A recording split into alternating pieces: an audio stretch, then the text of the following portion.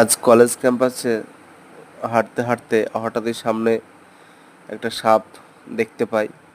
খুব স্বাভাবিকভাবেই প্রথমে একটুখানি ভয় পেয়েছিলাম, বাট কিছুক্ষণ পরে সেটা বুঝতে পারলাম এটা কোনো বিষধর সাপ নয়। তাই একটু ভিডিও করে রাখলাম। পরবর্তী সময়তে নিজের ভিডিও নিজেই দেখব। মনটা সাপটা খুব শান্ত প্রকৃতির, তাকে আমরা কোনো রকম ডিস্টার্ব করিনি। সে নিজেই রাস্তা ক্রস করে আবার ফুল বাগানের মধ্যে দিয়ে আস্তে আস্তে আস্তে চলে গেল। কোনো রকমের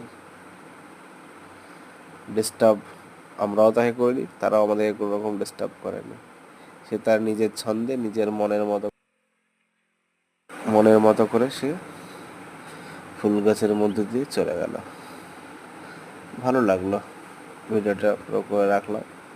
পরবর্তী সময় মনে পড়বে ঘটনাটা।